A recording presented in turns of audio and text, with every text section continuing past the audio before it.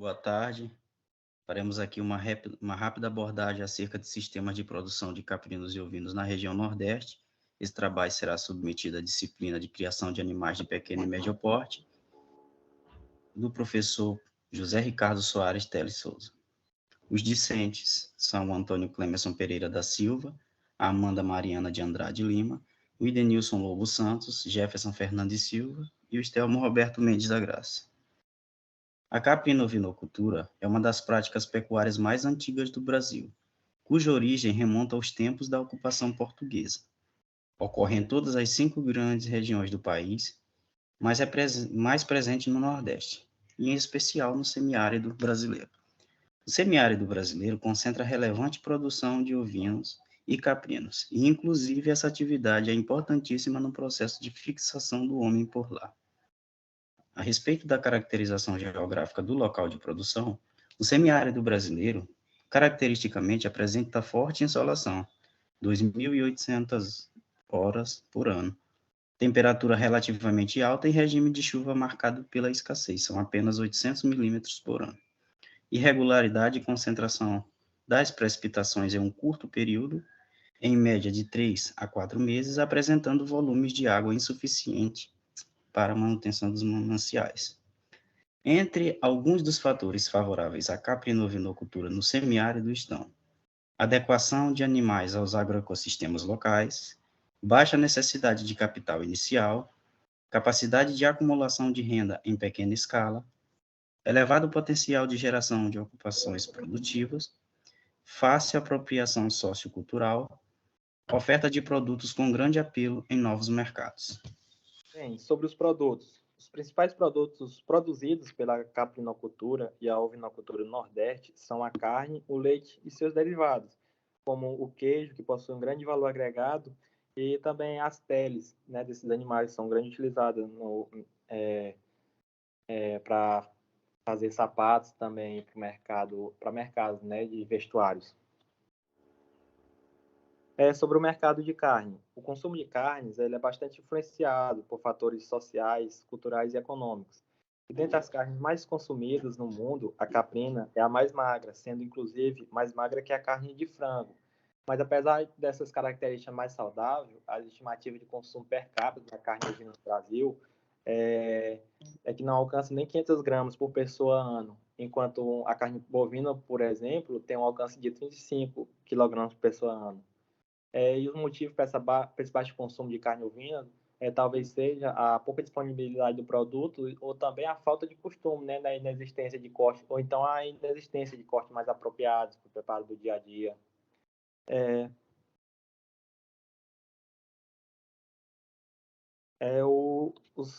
O leite e os derivados. No Ceará, no estado do Ceará, o potencial de produção de leite de cabra é de aproximadamente 29 milhões de litros. Mas esses dados ele representam que, com o consumo médio per capita por pessoa, é apenas 3,2 litros de leite de cabra por habitante ano, o que evidencia, né, que esse mercado tem um grande potencial de crescimento ainda. O leite ele pode servir como fonte alimentar para pessoas com alergia e produtos lácteos de origem bovina. Então, aqui a gente vê que existe um nicho de mercado muito específico, né, para o leite de cabra, que é para crianças que possuem algum tipo de alergia a esse leite, adultos com problemas de má absorção, pessoas com incidência de gastrite, e também idosos também com problemas de osteoporose. Além do leite fluido, vem ocorrendo aumento do consumo de queijos, iogurte e doce de leite, bem como também a utilização do leite caprino na indústria de cosméticos. A pele e o couro. As peles de caprinos, em especial as de ovinos, elas caracterizam-se pela grande resistência, boa flexibilidade e pela beleza da flor. Na região Nordeste, ocorre um déficit na produção de peles de uma boa qualidade. A qualidade da pele produzida ela não é muito boa por causa de problemas sanitários, muitas das vezes, como ataque de ectoparasitas, como piolho, as sarnas, também problemas de natureza física, provocados por risco em seco, ou então em espinhos, além de problemas na retirada da pele já, né, que também acabam afetando significativamente a qualidade desse produto.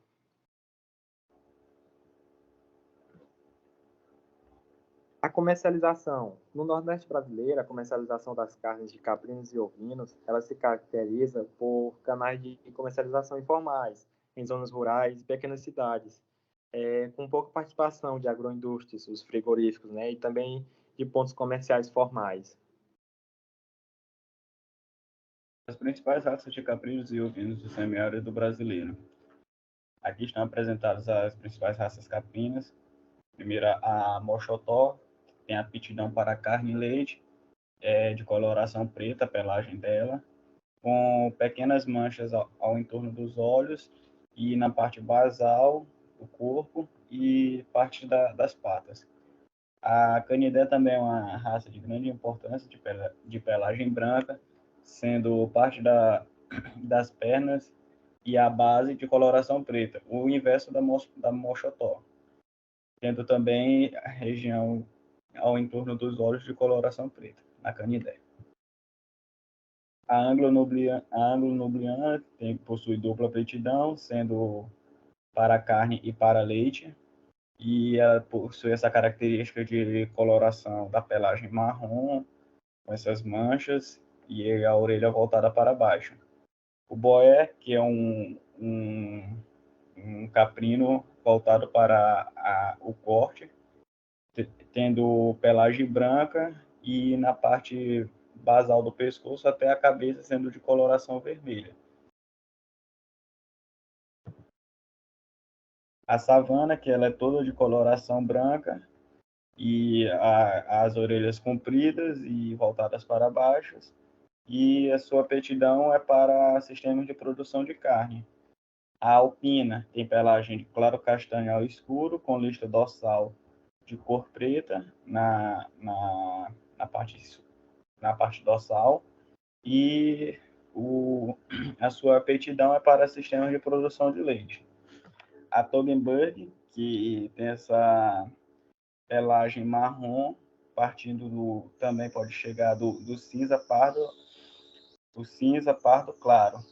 Tem a aptidão leiteira, e a San Ana também tem aptidão leiteira, pelagem branca, sendo uma das de grande importância para a produção de leite na região e no estado, no país. Produzem de até 520 a 920 quilos de leite por lactação, que dura de 250 a 302 dias. As raças ovinas. Tem a Morada Nova, ela tem a característica de ser deslanada, possui cascos pretos e olhos amendoados. A pelagem dela é vermelha ou branca. A aptidão vai para a produção de carne e leite. A Cariri tem semelhança com a Mochotó na questão de pelagem, e a sua é também uma deslanada, e a aptidão é para carne e pele.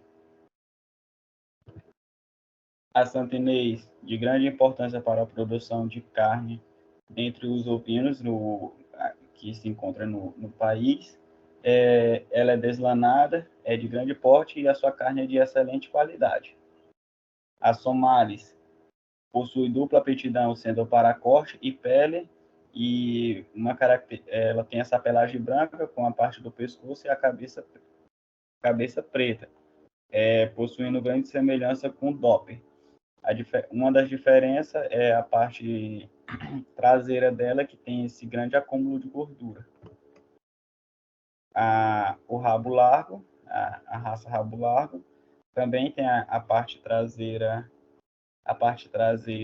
com um acúmulo de gordura. E o Doppler, grande importância para a produção de carne dentre os ovinos, possui essa pelagem branca com a parte do pescoço e a cabeça preta. A sua produção de carcaça ela pode chegar até 16 quilos. As instalações para esses animais na região dos semiáridos pode ser em abrigos, onde o produtor faz só uma coberta ali para proteger os animais na noite, e tem essa característica de parte das cercas serem utilizadas com madeiras, como você pode ver na imagem ao fundo. Esse sistema é utilizado mais para sistemas extensivos. E os apriscos também é uma das instalações. Nessa imagem, a gente tem um sistema mais tradicional, com coberta por palhada, tem uma cerca ali com comedouros para os animais, e um sistema mais sofisticado, esse da imagem B.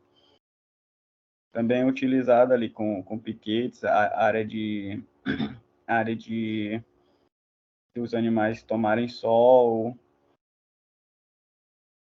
E aqui temos um exemplo de um sistema de confinamento, onde tem essa parte vermelha, que é comedouros em pistas e para passagem do trator, tem essas partes verdes com porteiras que para dar acesso a alguma área de manejo, os comedouros em amarelo e bebedouros. Esse aqui é só um exemplo.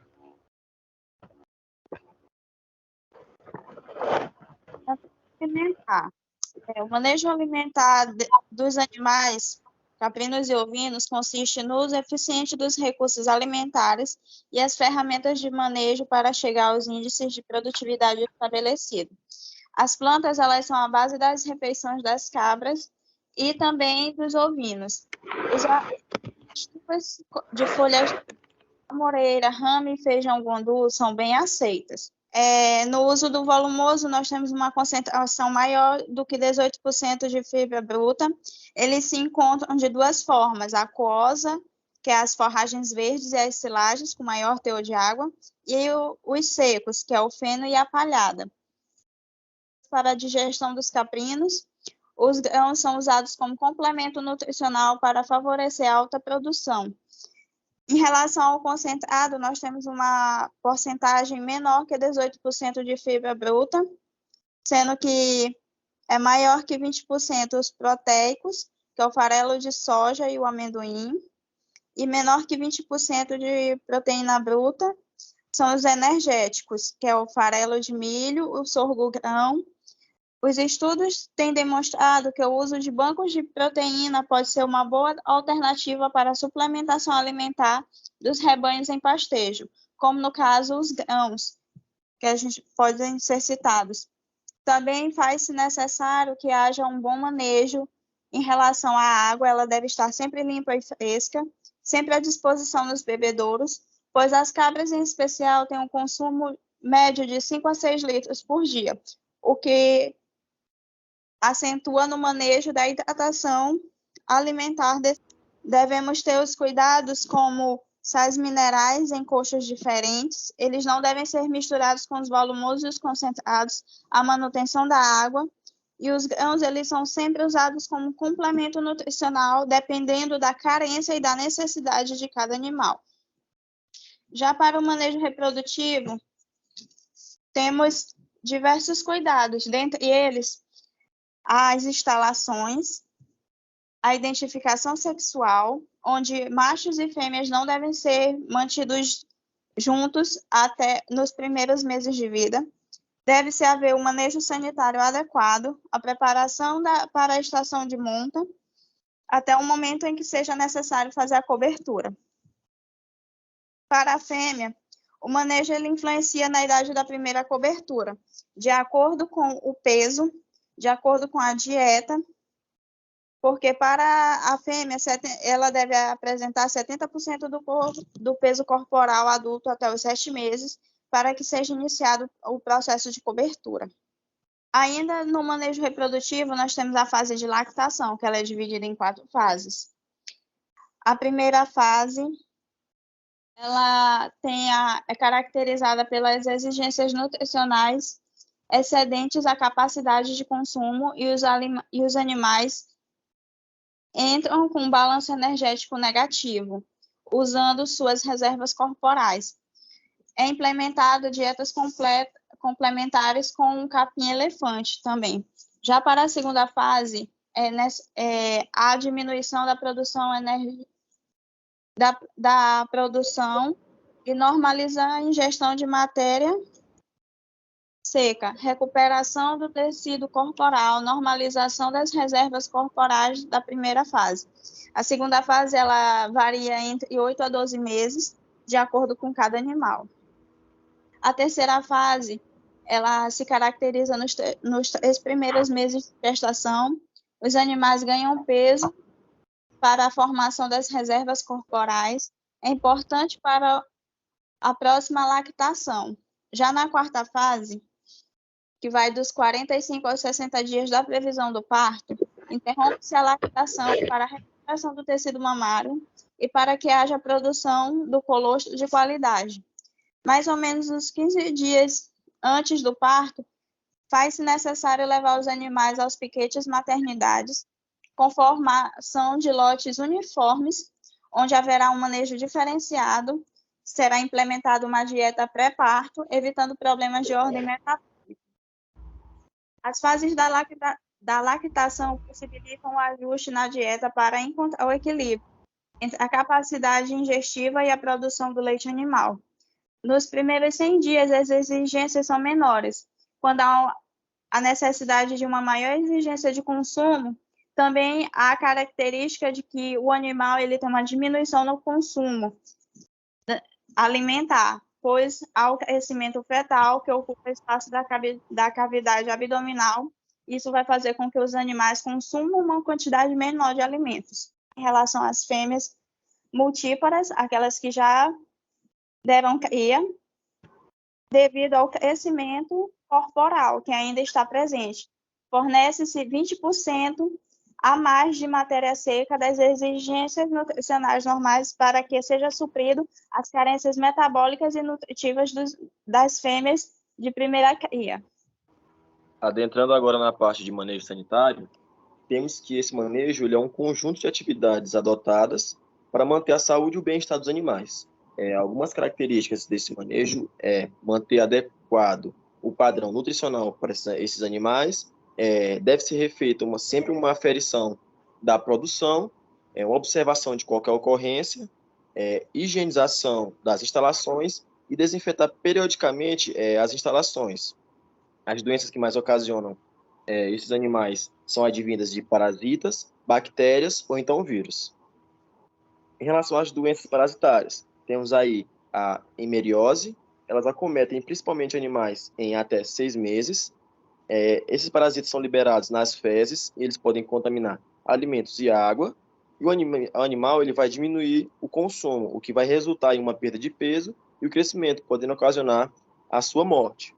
A taxoplasmose é uma infecção que se dá por meio de um oocisto nas fezes desses felídeos, bradizoitos, através da carne, e ou então taxoides no leite. É o principal responsável pela esterilidade, aborto, latinomorfos, crias fracas e mortalidades nesses animais e várias espécies que acometem regiões distintas no intestino e também no estômago. Temos aí os helmintoses, eles vão causar um distúrbio na digestão e na absorção dos alimentos, vai ocasionar perda de peso, apatia e também anemia. Temos aí também a nematodeose pulmonar, que ela vai causar dispneia, uma tosse seca e um corrimento nasal nesses animais.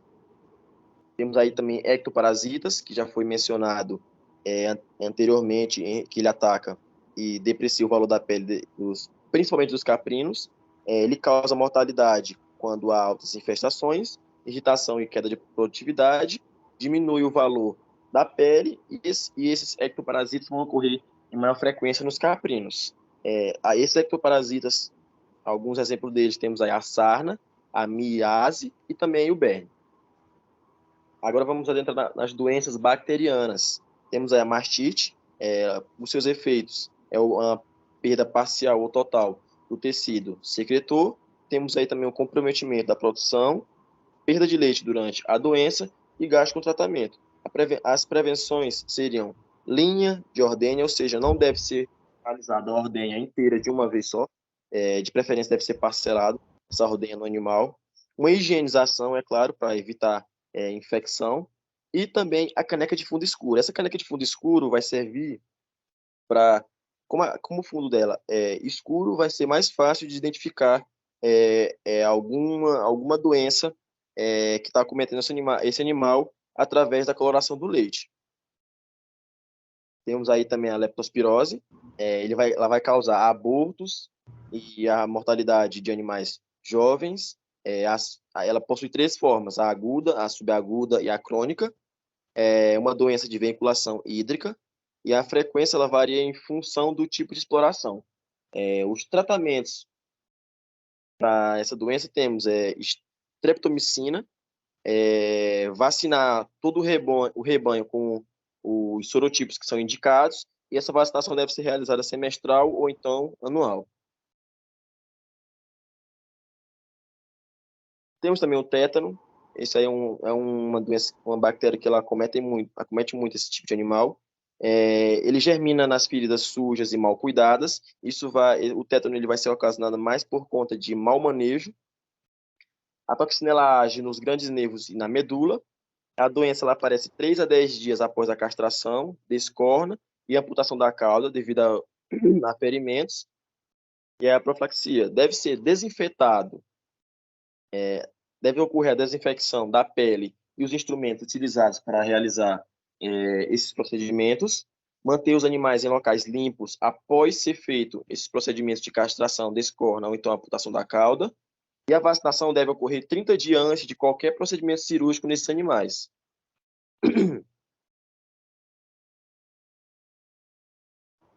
Entramos agora nas doenças virais. Temos aí o ectima contagioso. O aparecimento de pápulas, vesículas, pústulas e crostas nas narinas, bocas ou então no úbero vai ocorrer. Acomete mais os animais jovens.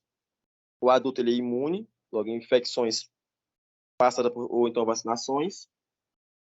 Quando essa doença ela ocorre uma vez, geralmente ele não ocorre mais nesse animal adulto. Ocorre surtos também, introdução de novos animais ou então em exposições, o que acomete a transmissão dessa doença. O tratamento, soluções antissépticas nas lesões, repelentes também são indicados para o tratamento desse vírus. As lesões vão dificultar o aleitamento natural, então deve ser realizado o aleitamento artificial. E também fornecer alimentos pastosos para os animais adultos. Temos também a raiva. Temos aí o rabdovírus, transmitido por morcegos, hematófagos e também cães.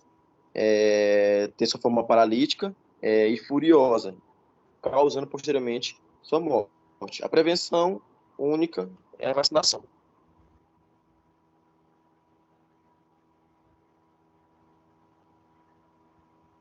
Temos aqui um esquema de vacinação para algumas doenças. Temos aí para leptospirose, em casos de sorologia positiva do rebanho, deve ser realizado semestral. A linfadite caseosa, em rebanhos com problema, vai ser conforme o fabricante da vacina. Temos aí o colibacilose, pasteurose e também o salmonelose. Ocorrendo o problema, julgar a conveniência do uso de bactericinas autocones e o período de vacinação vai ser em todo o rebanho, vai ser inicialmente 2 doses intervaladas de 2 semanas. O booster, no último mês da gestação, deve ser realizada essa vacinação.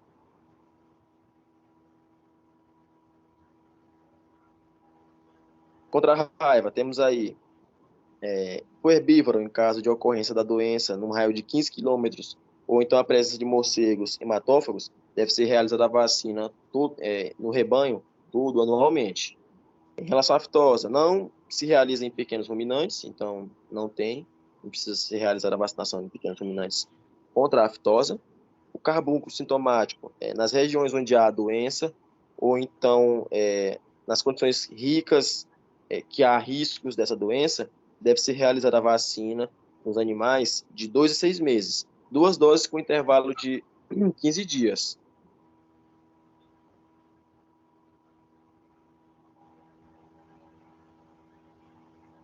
Temos aí o ectima contagioso. Em caso de surto, usar autovacinas com suspensão de crostas secas obtidas do próprio rebanho em glicerol salina. A aplicação deve ser feita por escarificação na pele, na parte interna da coxa, e os animais vacinados devem permanecer isolados até que complete a cicatrização. Nas matrizes, A vacinação deve ser realizada no 4º mês de gestação, nas crias deve ser realizada no 3º mês de vida.